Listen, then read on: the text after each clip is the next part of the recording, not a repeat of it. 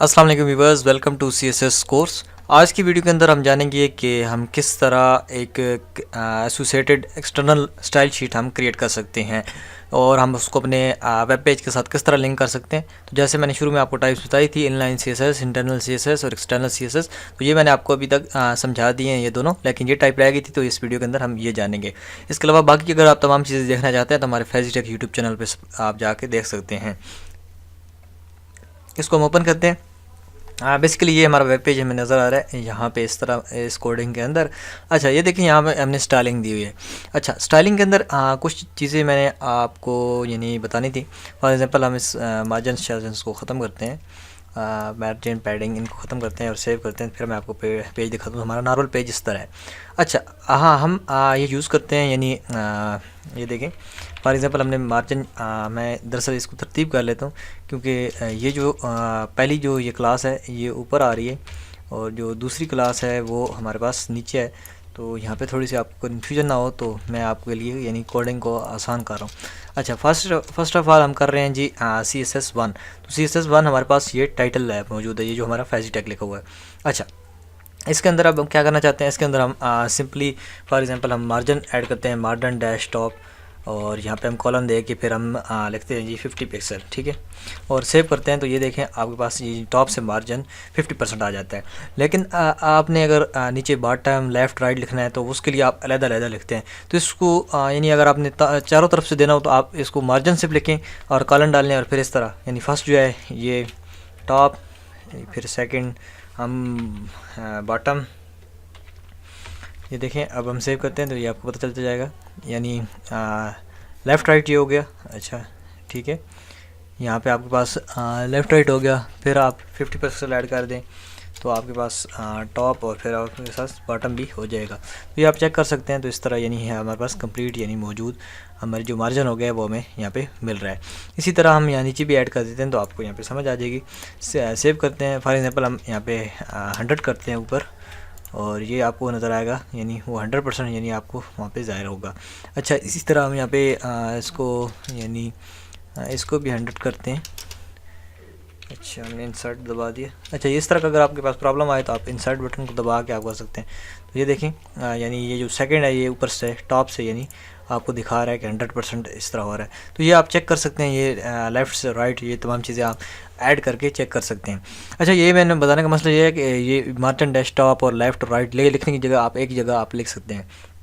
अच्छा, ये हमारी स्टाइलिंग हो गई है। अब हम एक्सटर्नल स्टाइल शीट किस तरह करेंगे।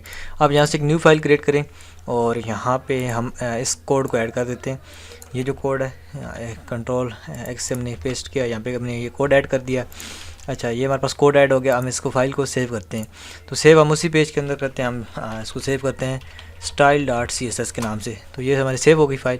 अच्छा, अब हमने यहाँ क्या करना है, यहाँ पे हमने स्टाइल कोड को हटा देना है और यहाँ पे हमने एक लिंक का टैग यूज़ करना है। लिंक के अंदर सबसे पहले हमने रिलेशन ऐड करना है। रिलेशन कौन सी है, यानी स्टाइल शीट है। तो स्टाइल शीट का हमारा रिलेशन है। उसके बाद टाइप हमारी कौन सी होगी, तो ये यानी कुछ चीज़ें हैं, इसको हमने लिखना है text/css। तो ये अपने टाइप इसकी लिखनी है। उसके बाद हमने इसको एच रेफरेंस देना है, जैसे हम लिंक नहीं बनाते। तो इसके बाद हमने ये देना है हमारी स्टाइल का, हमारी जो नया पेज है उसको क्या नाम है, स्टाइल शीट वाला style.css। तो ये आपने देने के बाद ये आपका लिंक ऐड हो गया।